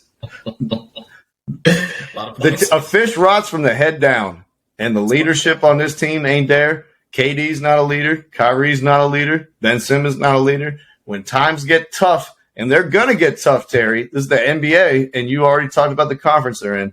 They're going to spit the bit. They're going to ask for Steve Nash to get fired. They're going to ask for the coach to get fired. They're going to have players-only meetings when they talk about going away from iso ball to a more pick-and-roll style offense. It's going to be nonstop problems in Brooklyn this year. I don't see them overcoming their chemistry issues. They got all the talent in the world, but they have no one on their team who's a competitor, a winner, or who has an ounce of grit. I would pick them to – when I did my preliminary rankings, Terry, I had them in the play-in. I had the Cavs above them. I had the Hawks above them. I was agonizing. Should I pick the Nets or the Magic? That was what my question was. Hey, man, you just always been down on them. But I get it, though. Like, with their expectations, I think their highest, I think they were like a 2 or 3 seed, right? When they played the Hawks in the playoffs. Or no, the Bucks, when they played the Bucks in the playoffs. Weren't they like a 2 or 3 seed, if I'm not mistaken? No. Yeah, they were lower. Yeah, Bucks were the high seed. Remember, they lost in the second round at home. Yeah. I'll check on that. But yeah, I mean, I don't totally disagree with you, but I think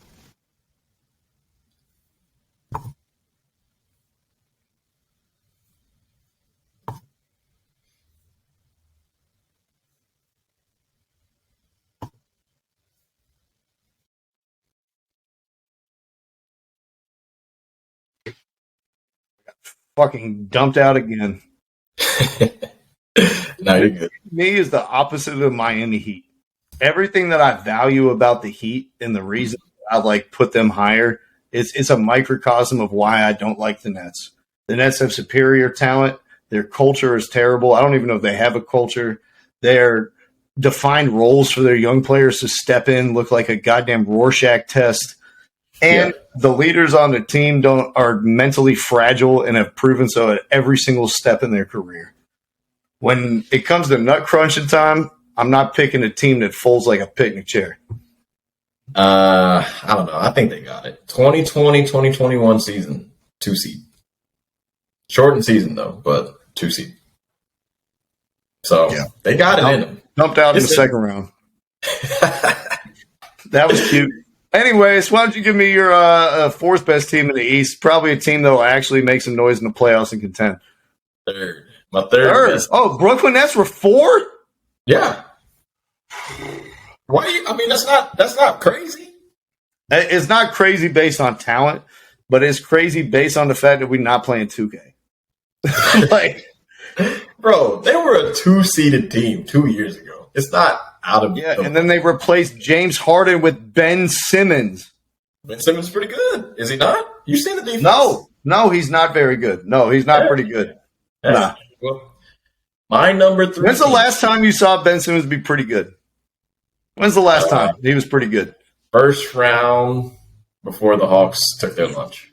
But you gotta put also in perspective, so 2 playoffs ago was the last time he was good.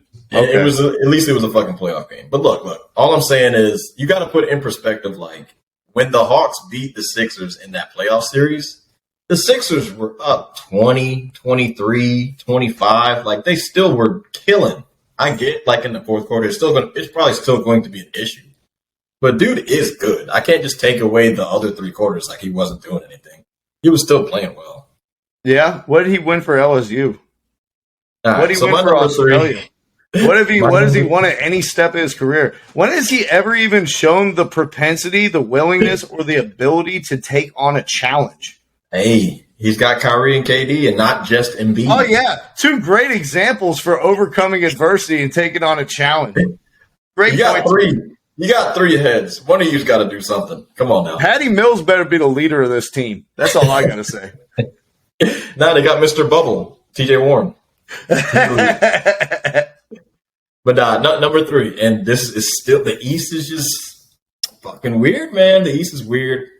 But I think this is going to be the consistency theme that this team has been doing for the last couple seasons. Number three, I got the Bucks.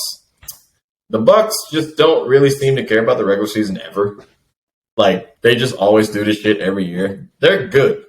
They're really fucking good. But they just never really care about the regular season like that. It's consistent. They're almost like the Heat in that way. They're just like, we'll win our 50, 55. We'll make the playoffs. We'll try to win the shit. I think even when they won the championship, I might be mistaken. I don't know if they were the 1 seed. I could just check real quick. Who were their additions this year? Who did they add to the Milwaukee roster? The Milwaukee Bucks, they added Giannis. It doesn't matter who the fuck they added. They got Giannis and Antetokounmpo. But Brook Lopez was hurt for like the majority of the season last year. He's won. I didn't ask. No. New additions to the team. Who did they add to the Milwaukee Bucks? You want me to see who they got? I'm about to look it up. If you don't have it ready available. No, because it doesn't matter. You got Giannis. But also, like I said, bro, they don't care about the regular season. Are you saying this is too high, too low? But, like, what's the thing? They got Joe Ingles. That's the big one. They got him last year, bud. He didn't play at all for a single season. He didn't play a single game. He was hurt. He tore his ACL. He's the one who tore his ACL. Yeah, not a single addition. Joe Ingles. Not a single. He fucking signed to them last year, Terry. Yeah, but he didn't play a game. I know. And now we're about to see a 38-year-old Joe Ingles who looked cooked the last time he was in the playoffs. Cooked? Ask Paul George how cooked Joe Ingles is. That was 2 seasons ago, bud. That wasn't last season. But we got the Clippers, and we're still doing that shit. So dudes who with injuries can't be good when they come back. I get it. I understand. Brook Lopez when they're white and they're 37. So what's your issue with the Bucks at 3? Is it too high? I got no issue with the Bucks at 3. I got no issue with the Bucks at 3. Okay. Well, like, what are we doing here? I want to put them higher. I'm doing the podcast shit, Terry. Okay, can I do the podcast shit? All right. I want genuine reaction. I like Jordan Nwora. Jordan Nwora is a bucket. He's not afraid to shoot. I like Wesley Matthews, who they re-signed on the perimeter. Like, the dude was out of the league. It's like, oh, no, Wesley, he can still play. He can still guard. He can still hit threes. Yeah, he sure can. The problem, as always, it's too much whites. It's too many whites on the Milwaukee Bucks. It's too many whites. You can't get it. First it was DiVincenzo. Now we got fucking Grayson Allen. We got Brook Lopez. We got God who knows else out there on the perimeter. It's too many whites for me. Hey, man, they got to get it. They're going to be told. They're like, we have the most explosive athlete in the NBA in Giannis. So we'll just make the rest of our roster up with subpar athletes. Look. Last year, they were a 3 seed. The season before that, they were a 3 seed. The season before that, they were a 2 seed. They are around the range of what they're going to be. They're a 3rd-seeded team that knows they can win the chip, but they're not out here trying to destroy everyone in the regular season. They will be. I'm giving you a hard time, Terry, but I totally agree with this pick. I actually probably would have put them higher. I probably would have put them 2. I like Javon Carter for them a lot. Javon Carter, I felt like added a lot to them in the playoffs. He's one of those guys like Jose Alvarado that'll pressure the ball handler 92 feet, make you work for all that stuff. And when you add that to a roster that already has Drew Holiday on it, already has Wesley Matthews on it, already has guys who are extremely committed to the defensive end, Pat Connaughton, another white guy. I think the foundation, like we were talking about the Heat, about players and their roles who know what to do, is there. They're well coached. And they have the second best player in the world in Giannis Antetokounmpo. Yeah, and they're going to be an awesome team. They're probably going to be the second best team in the Eastern Conference. Do they have enough juice on the ball to maintain an elite level offense for 82 games? We'll find out. I have my questions. But ain't I no think Drew the Holiday? Bucks will be just fine. Is Drew Holiday not top? Listen, man, I can only watch you do spin moves into the paint and then pump fake 3 times so many times. All right? He's not a guy that's supposed to be shooting it 30 times a game. That's just it. That's not his role. He's 15 or less. That's all. I mean, Chris Middleton was out. It's a legitimate argument that they had a chance at the chip until he got hurt. So it is what it is. They're a good team, but they're not going to try crazy in the regular season. We didn't even talk about the biggest reason, Terry. The biggest reason is you said it. Their offseason addition, Giannis Antetokounmpo. Motherfucker spent all offseason what he does every offseason, getting faster, stronger, and more skilled at basketball. Yeah. He doesn't go to the Maldives and take 3-week vacation sipping Mai Tais. He doesn't go and fucking play 2K online tournaments like Devin Booker. No. He's just in the gym. He's just working. And he just gets better and better and better every year. This year he played in Eurobasket, and he talked about how he was destroying Eurobasket. He said in Eurobasket there's less space than there is in the NBA. He's like, it's been a great thing for me because the 3-point line is shorter, the game is more physical, you have less space in the open court. He's had to learn how to manipulate defenses better. All these things will continue to serve him well when he comes back to a full NBA season. And like Luka Doncic, he's not coming in off a 4-month rest. My man is primed. He's ready to go. He's in shape. He's been adding to his game. Giannis didn't win the MVP last 2 seasons in a row. It was another European who they gave it to. I think Giannis is going to be on a revenge tour, and he's going to be out to have a point to prove, which is this is my league. Yeah, we'll see, man. I just think they're going to do their same shit they always do. They're like, hey, Giannis, it's okay. 30 to 34 minutes a game. Nothing. Oh, they always do that. They always do that. It's smart. I love what they say, too, about managing his minutes. They're like, well, we have to because he just plays so hard. He does, bro. He's a tank, man. Look, Bucks at 3. I love Giannis. But the thing for me is he's one of those guys where it's he should be an MVP all the time, but if you're consistently not going to be a 1 seed, bro, we need something out of you, bro. We need it. Just give me a Terry, few I just want to warn you now. If you pick the Boston Celtics for the number 1 seed, I'm going to break my computer for the second time this podcast. Don't hate, baby. Don't hate. All right, look. One other question for you. Over under Bucks, 52.5 wins. Over. All right, 52.5. Over. We'll see. 53 and whatever the fuck. All right. Number 2 seed in the Eastern Conference. Garrett, are you ready for this? They had some off-season turmoil. But they signed some good vets. Who am I talking about? The Philadelphia. No, I'm just playing. The Boston. Terry almost risked it all. Nah, Boston Celtics are number 2. For me, the Ime Udoka shit is crazy as fuck. If he was the coach, I mean, we might have been here sitting here they're getting 60 wins. They're going for it all. Boston Celtics on the revenge tour, blah, blah, blah. Without the coach, I don't know, bro. They do have a good team, but considering Brad Stevens is a really good coach and Ime Udoka is a fucking fantastic coach, Brad Stevens couldn't get him out of it. He couldn't get the shit out of him, bro. He just couldn't. We really don't know what this guy is going to do because he's not Ime Udoka. He's not the guy that's going to grab you by the balls and be like, hey, motherfucker. Hey, get it what's together. His name? Ooh, shit. I don't know. I got to look it up. Okay. And you're picking him to finish second in the Eastern Conference. You don't even know the name of their coach. They got a good team. What are you talking about? I don't need to know who the coach is. I know he was working with the organization before. Anyway. This is so disrespectful. As a coach, I just want to say this is so disrespectful. They're this is what we think of the NBA. This is why you pick the Brooklyn Nets to go so high. Coaching just doesn't matter anymore. It just doesn't. It doesn't. Kyrie already told you that. Didn't you listen to him? It matters a ton. That's why Steve Nash fucking participated in more games than Kyrie Irving did last season. He did. Joe Mazzulla, dog. Joe Mazzulla. Look, it's not just the coach, though. The acquisition that they added really answered the questions that everybody wanted. Malcolm Brogdon is a fucking fantastic point guard leader, coach on the floor. Dude is really fucking good. So adding him, and I wanted to give him one.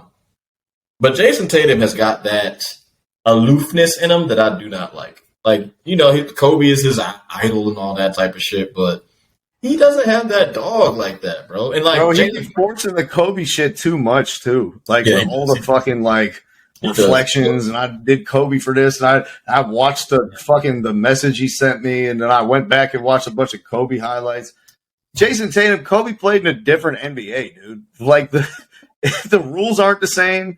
How you attack defenses aren't the same. How defensive treats you aren't the same. How we value shots aren't the same. It's like, stop trying to be the next Kobe. Go be the next Jason Tatum in a modern era. Drive your ass to the basket and pick your head up so you could find open fucking players when the defense. Yeah. And for me, honestly, though, like, it's not really – it is mostly the coach. Also, Al Horford's another year older, and they like to kind of manage his minutes, but they do play him a lot for as old as he is. Robert Williams is always fucking hurt. So, that kind of hinders their chances. But Marcus Smart, Jaylen Brown, Jason Tatum. Boom! You just touched on it. Exactly. What? How many games this season are we getting out of this quartet? Yeah. Marcus Smart, Malcolm Brogdon, Al Horford, Time Lord. How many games are those four playing combined this season? Don't know. If it's 60, then they're going to be good.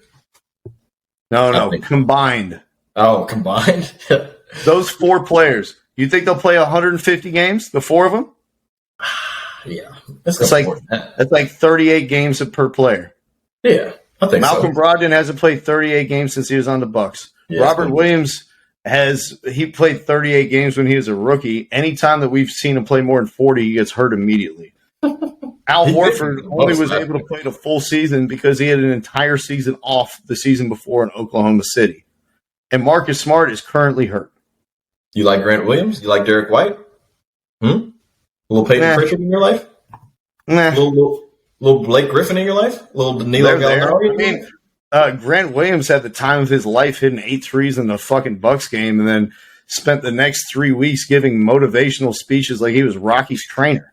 I don't know. I like their team, dude. And I also think, like, the other guys that are at the end of the bench are still pretty decent. And they're vets, and they've been in playoff situations. Like Gallinari, Blake Griffin, Noah Vonleh even has some fucking playoff experience for fucking Portland. And then who's the other guy that they got? The last motherfucker. Just say fucking Noah Vonleh is going to play Vonleh, baby. 7-year vet. 7-year vet. He played in Portland. They went to the conference finals with this motherfucker. He wasn't playing, bro. He was still there. He's in the league for a reason.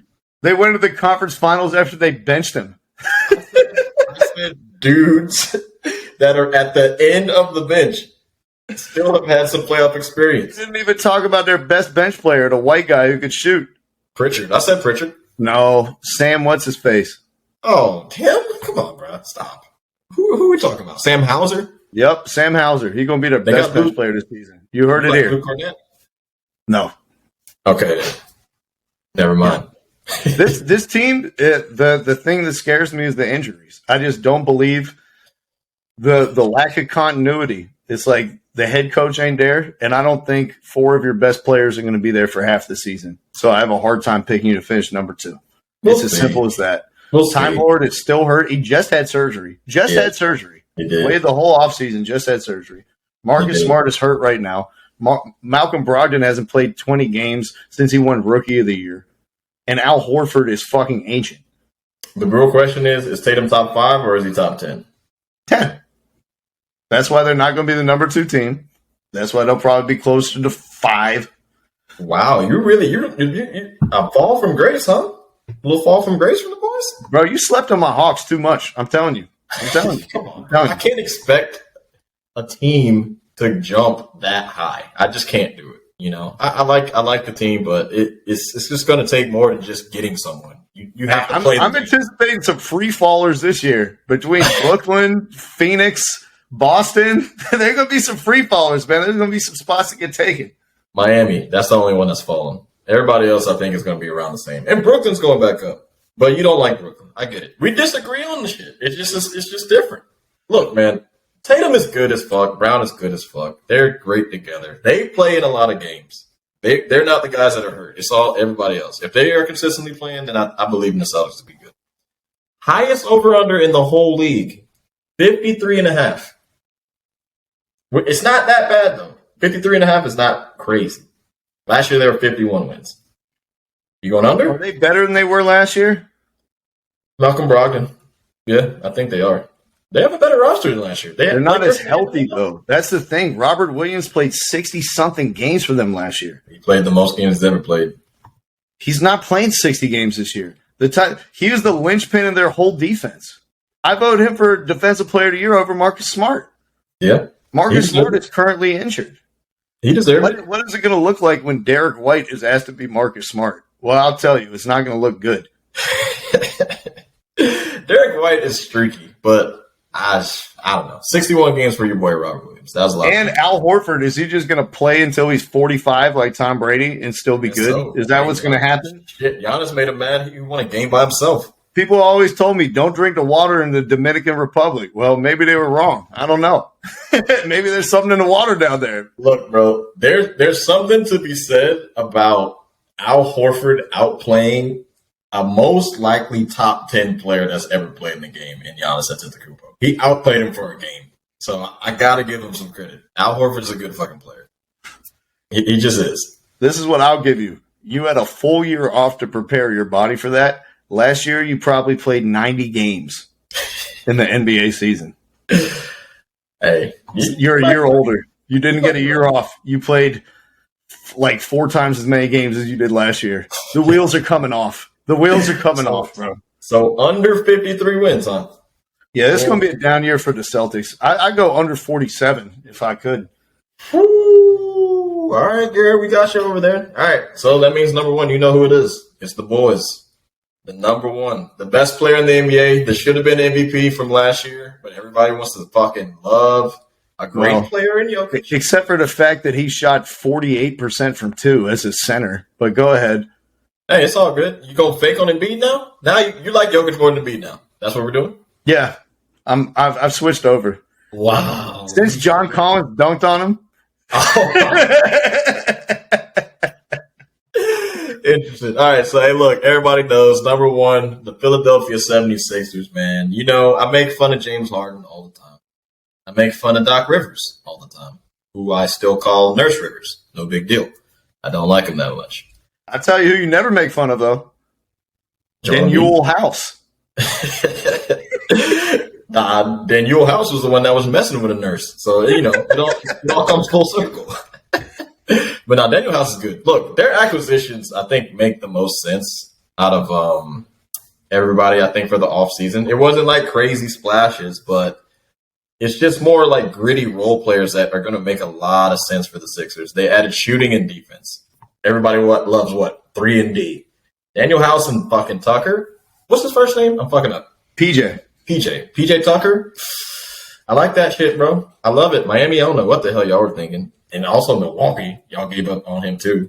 Weird as fuck. Hey, don't forget about Melton from the Grizzlies either, who's going to play a ton of minutes for them, who's going to be a great athletic piece, secondary ball handler, catch and shoot guy, gets to the rim like 2 steps, guard multiple positions. That's true. Tyrese Maxey, another year. Matisse Thybulle didn't play as well as I wanted to last year, but he's okay. Korkmaz, another guy who can shoot crazy for them. And then I think the sneaky one was Montrezl Harrell, bro.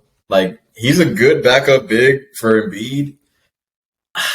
They got a good team, dude. I mean, is he better than Paul Reed? Yeah.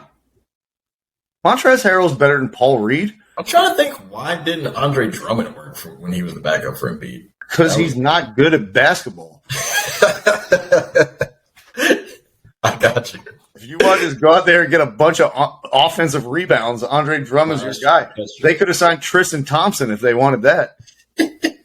But no, really, honestly, like Embiid, of course, is going to be pissed off about the MVP shit. And James Harden coming into the season looking a little chiseled. We need to watch out for your boy. I think I like the MVP odds for James Harden. I'm not going to fake. We're lost 100 pounds this offseason, Terry. It was such a great sarcastic joke. I love that shit. But now he looks really good coming into the season, bro. It's kind of crazy, bro. Like if he kind of goes back to what, of course he's not going to be prime Harden, but like if he kind of goes back to a little bit looking like that, sky's the limit, bro. Because the pick and roll for them was really fucking nice. Him and Embiid played really well together. They complement each other like perfectly. Yep. Embiid is Since great. the Harden trade, the Embiid Harden pick and roll was top 5 in the entire NBA. Yeah, and like and points Tyrese per Maxey. Yeah, and Tyrese Maxey kind of took some of the ball handling away from James Harden, so he didn't have to do it all by himself. Like, I think this team works perfectly, dude. I just think, and hopefully Doc Rivers doesn't fuck this up. He's a good coach. He does like to fuck shit up, but I just think people are kind of sleeping on the Sixers, dude. I think they're going to do their thing, but I think Embiid finally gets his MVP that he should have gotten either last year or the year before. I just love the Sixers, bro. And the over-under on them is low. 50.5? Yeah, that's low. That's low. But it's not inconceivable that they win 49. It is, if you think about it. If you got Listen, Nets, I will go on wax right now. go If ahead. Embiid plays 70 games, they're winning 50 games. Most likely.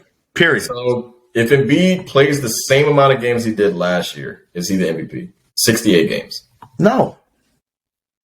If they're a 1 seed in the East. And I alluded to this before. The thing that's haunted Embiid in the past and will continue to haunt him in the future is his inefficiency. You cannot score below 50% at the rim as a 7-2 player. You cannot do it when you're that physically dominant. It's too many fadeaway jump shots. It's too poor of a shot selection. It's shots that are too far away from the basket. It's too much face up Joel Embiid. He needs to get back to the basket, take advantage of switches, take advantage of high percentage looks. Jokic, when you look at his shooting splits from last season, Terry, he shot 13% higher from 2 than Embiid. Yeah. That's not marginal. That's a gigantic gulf.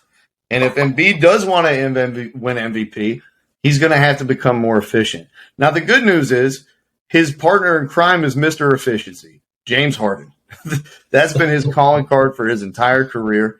I think the pick and roll play of those will give Embiid a lot more easy buckets and opportunities at the rim. One of the things that's slept on about Embiid, one of the worst alley-oop players in the NBA at his position. My man catches 0 alley-oops. He's a bad finisher above the rim when you look at percentages.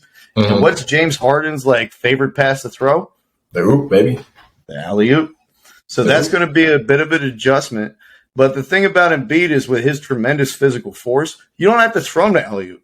Throw it to in his hands. As long as he's in the paint, he's sealing somebody out, and he's going to get that bucket, or he's going to miss it and get the offensive rebound. So I think there's definitely a pathway to him being more efficient. I think with having better shooters around him that are more complementary players that don't need to have the ball in their hands as much, he'll have more space to operate. Nice. And I could 100% see him shooting 55% at the rim and within 2-point land this season, and finally vaulting himself into that conversation. Hopefully, hold on. The other side of that coin has been his defense. We talk about Joel Embiid like he's Rudy Gobert, this elite rim protector. The eye test shows you that he can move his feet on the perimeter, that he has guard-like agility and whatnot.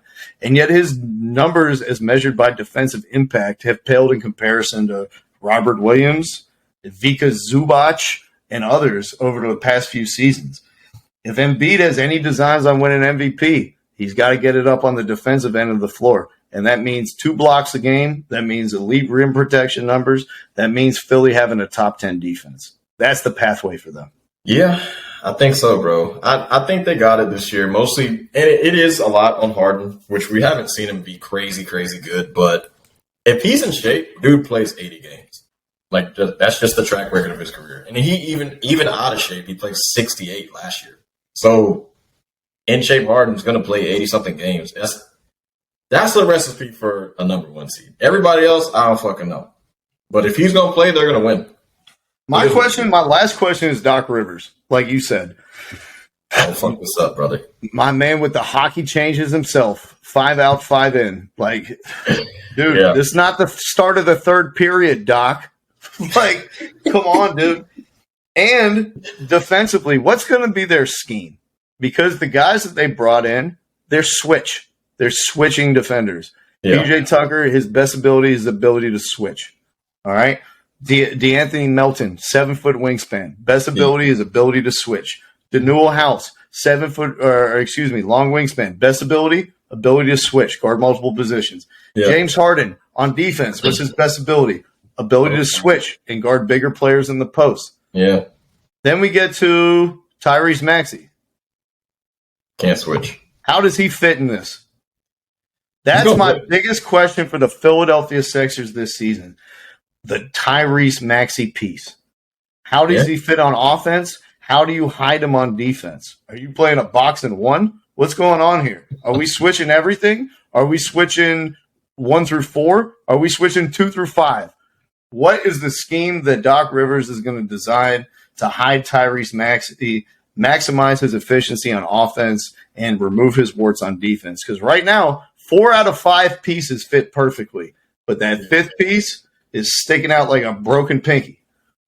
Yeah, I don't know. We'll see, bro. I think it'll work out, but it's not as many questions as a lot of other teams have. So I think they're going to get it all together and never going to be right, bro. I got Sixers at 1. So that's it. That's the East, baby. The NBA starts tomorrow, man. This is going to be a nice season, bro, because we really don't know who's going to win the chip. We got some good parity in the NBA, which we usually do not have. And this is going to be awesome, bro. You know, post LeBron, pretty much just post LeBron. Steph is still, decently good. They got a good team. I'm just excited, bro. This is going to be a crazy season. I think this is going to be a year of parity, a year of coaching, and a year of, smart players mattering. With the NBA going away from big threes and big fours and super teams, you see there may be 15 teams in the league that have a big 2 that think that they have 2 top 20 players. There's a lot of them, almost every team in the league. That's true. And so with most of the teams being constructed relatively the same, the difference of coaching, having veteran leadership, and knowing your role is going to be even more pivotal. And that's why this season you'll continue to see me pound the table for teams like Miami, pound the teams for teams like Minnesota, who have that continuity built in, who have excellent coaching, and the teams like the Brooklyn Nets and the Phoenix Suns and the Cleveland Cavaliers and the Memphis Grizzlies that have a lot of questions and a lot of moving parts, and we're not sure how great the coach is. I think we'll find out this season. That top 2 shit, that's cool when you got a great team and great depth and great coaching. But when your top 2 is Chris Paul, Devin Booker, and then we're trying to figure out how Bismack Biyombo can lift us up from the ground, it's going to be a problem. Yeah, man. It's going to be crazy. So, going over the East, I got Sixers, Celtics, Bucks, Nets, Cavs, Hawks, Raptors, Bulls, and then I got Magic, Knicks, Wizards, Pistons, Hornets, Pacers. Wembanyama, probably going to Indiana. Don't want to see it, but that's probably most likely going to be the team, bro. Well, not if the lottery odds or the lottery gods have anything to say about it. We'll probably end up getting another frozen envelope where the Knicks won the lottery despite them barely missing the play-in. That's true. I'll take it, though. I'll take it. I ain't hating. All right, man. So that's the Eastern Conference one. Our Western one's already up. Hopefully y'all enjoyed it, man. Anything else to say? If you did enjoy it, make sure you like this video. Make sure you drop a comment. Let us know who you think is going to win the East. Make sure you subscribe. And make sure you check back in on Friday. Once the NBA season is started, we'll already have our first look at a lot of these teams. Soccer is heated up around the world. Barca got dumped out of the Champions League, lost in the Clasico. Man City lost to Liverpool over the weekend. Erling Haaland got stonewalled by Virgil van Dijk for the first time since he moved to England. Yep. And the NFL is ramping up as well, getting into the middle of the season where we can really tell who's good and who's not. So come Friday, we're going to have a fat, juicy pod for y'all. Make sure you tune in. Yes, sir. All right, man. That's it. Peace. North Carolina continue to stand up, and we out of here, man. Fuck the Cavs. Fuck Jalen Green. Thank you for listening to our podcast this evening. Thank you. You're far too kind.